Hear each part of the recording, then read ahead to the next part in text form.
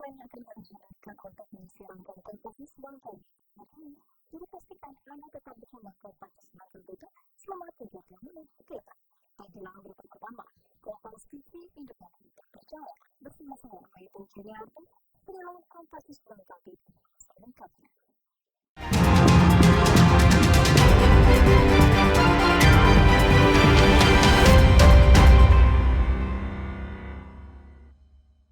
Guna mencegah penyebaran COVID-19 di Kepulauan Bangka Belitung, penumpang yang tiba di Bandara Depati Amir Pangkal Pinang dipasangi gelang yang bertuliskan orang dalam pemantauan atau ODP. Penumpang yang menggunakan gelang tersebut nantinya akan dipantau oleh petugas melalui aplikasi yang sudah didownload dengan baik para penumpang yang terkoneksi ke posko. Dalam upaya pencegahan penyebaran COVID-19 di Kepulauan Bangka Belitung, pemerintah Provinsi Bangka Belitung menyiapkan gelang bagi penumpang yang datang menggunakan jalur udara. Gelang yang bertuliskan orang dalam pemantauan atau ODP ini dipasang ke tangan penumpang yang tiba di Bandara Depati Amir Pangkal Pinang.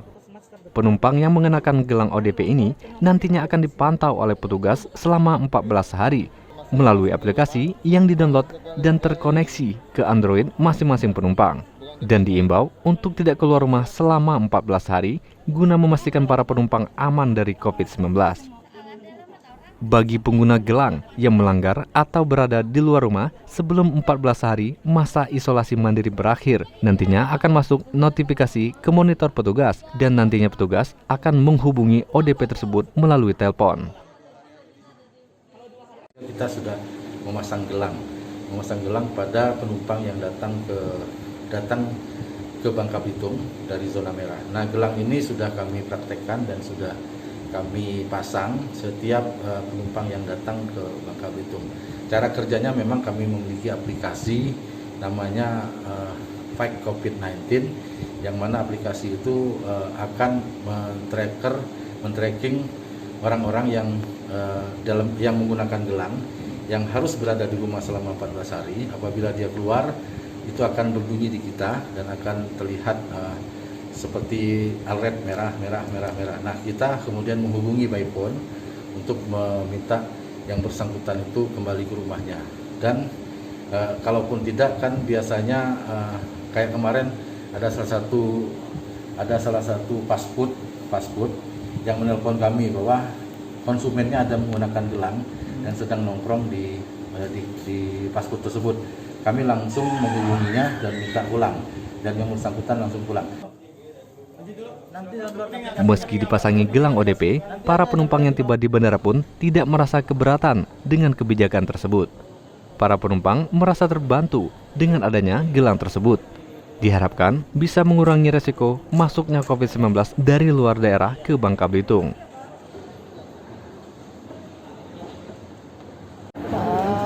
Tujuan dari gugus tugas COVID-19 Bangka Belitung kan tujuannya untuk men-tracking setiap orang yang datang ke sini supaya dapat dipantau kondisi kesehatannya dan juga pergerakannya selama masa karantina.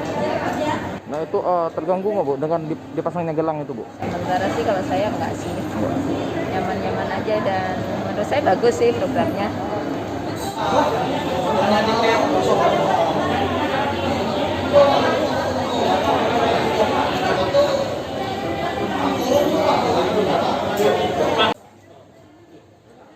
Hingga kini di Kepulauan Bangka Belitung ODP berjumlah 933 orang, PDP 67 orang, dan yang positif COVID-19 sebanyak 9 orang. Duraka Prasetyo, Kompas TV, Pangkal Pinang, Kepulauan Bangka Belitung. Seorang kurir narkotika jenis sabu diamankan petugas di Jambi. Pelaku narkotika saat diamankan di rumahnya Muara Jambi. Dari tangan pelaku, polisi mengamankan barang bukti sabu sekitar 42 kg. Kuat.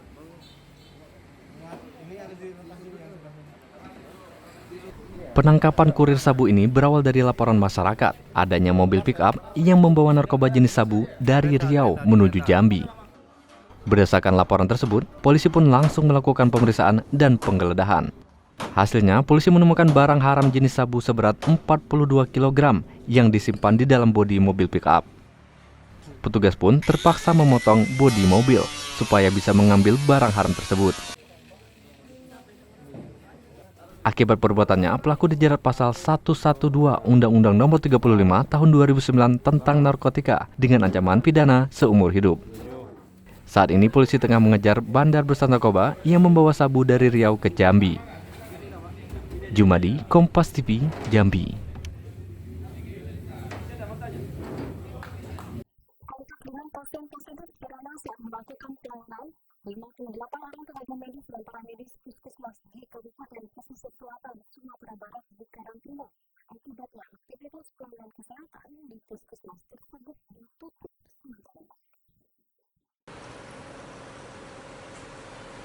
Akibat kontak dengan pasien positif corona saat melakukan pelayanan, sebanyak 58 orang tenaga medis dan paramedis dari Puskesmas Kecamatan Koto 9 Tarusan, Kabupaten Pesisir Selatan, Sumatera Barat terpaksa dikarantina. Beberapa orang dari tenaga kesehatan tersebut bahkan dijemput paksa ke rumah masing-masing karena enggan untuk dikarantina. Para tenaga medis dan paramedis ini menjalani karantina di Rusunawa, Painan Selatan. Tidak semua petugas medis yang berada di puskesmas tersebut pernah kontak dengan pasien positif. Namun dikhawatirkan ada yang terkena dari orang lain yang sebelumnya telah kontak dengan pasien positif itu. Sehingga gugus tugas memutuskan untuk mengkarantina semuanya guna mencegah kemungkinan ada yang terjangkit. Ada 58 orang tenaga medis dan paramedis yang bertugas di Puskesmas Tarusan. Mulai kemarin kita masukkan ke dalam ruang karantina yang ada di Rusunawa, Painan Selatan. Dari 58 orang itu, sampai tadi malam sudah 53 orang yang masuk. Tinggal sisanya 5 orang. Yang 5 orang itu pada hari ini oleh petugas akan dijemput ke rumah masing-masing bila mereka tidak mau secara sukarela datang ke karantina. Karena semua petugas medis dan paramedis dikarantina, aktivitas pelayanan kesehatan di Puskesmas Tarusan ditutup untuk sementara waktu. Masyarakat sekitar yang ingin mendapatkan layanan kesehatan dialihkan sementara ke Puskesmas Barung, Balantai, dan Puskesmas Pasar Baru. Hero Johannes, Kompas TV, Padang, Sumatera Barat.